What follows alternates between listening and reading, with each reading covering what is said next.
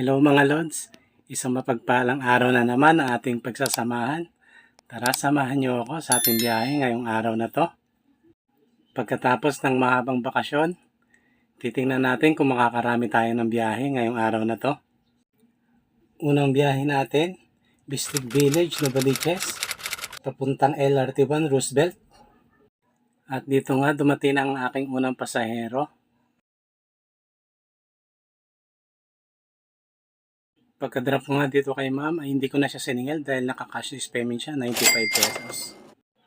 Sunod na booking, Teachers Bliss, Novaliches, papuntang LRT, Balintawak. Cashless payment ulit, 50 pesos. Pangatlong biyahe, Apolinario Samson, Quezon City. Papuntang Talipapa, Pasong Putik, Quezon City. Pinayaran tayo dito ni ma'am ng 100 pesos.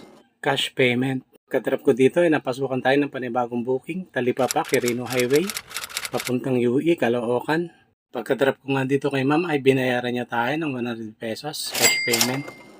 Sa panglimang booking, Flores Heritage Malabon, papuntang Senyor de Longos, Caloocan. Nagantay nga ulit ako dito ng 5 minutes kasi nga sabi niya papunta na siya dito. Pagka-drop ko nga dito kay sir ay binayaran niya tayo ng 66 pesos. Sunod na booking dito lang din sa pinagdrapan ko. Ang drop-off namin, BIR Intramuros, Manila. Swerte nga ako dito dahil binigyan ako ng tip ni ma'am dito na 25 pesos. Pagka-drop ko nga dito ay binayaran tayo ni ma'am ng 120 pesos. At para naman sa akin pang 10 booking, Alliance Global Tower, BGC, papuntang PSA, East Avenue. At pagka-drop ko nga dito kay ma'am ay binayaran niya tayo ng 160 pesos. 3:30 PM na lumabas ulit ako para magbiyahe at napasukan nga ako dito sa may Richland sa Ulo. Ang drop-off, Bagong Silang, Payatas, Quezon City. After 5 minutes nang na-pick up ko si ma'am dito. Pagdating namin sa drop-off location ay binayaran ako ni ma'am ng 150 pesos. Medyo tinumo lang nga yung biyahe ko dito na mga oras na to, pero napasukan pa rin ako ng aking pang 16 booking.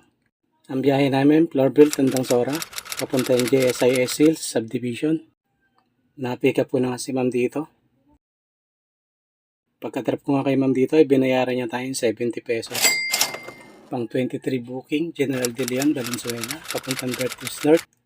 Ang bayad, 133 pesos, cashless payment. Time check, 9:30 PM.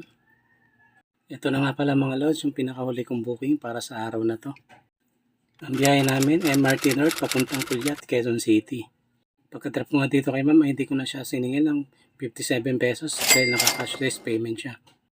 Dito ko na lang muna tatapusin mga lods ang aking vlog. From 6 AM to 10 PM ay nakakuha tayo ng 24 rides. At nakakuha tayo ng 550 pesos daily incentive para ngayong araw. Kung gusto niyo ng mga gantong klaseng content, paki-share and paki-follow naman ang aking FB page. Hanggang dito na lang muna mga lods, kita-kits tayo sa aking susunod upload. Maraming salamat sa inyong panonood.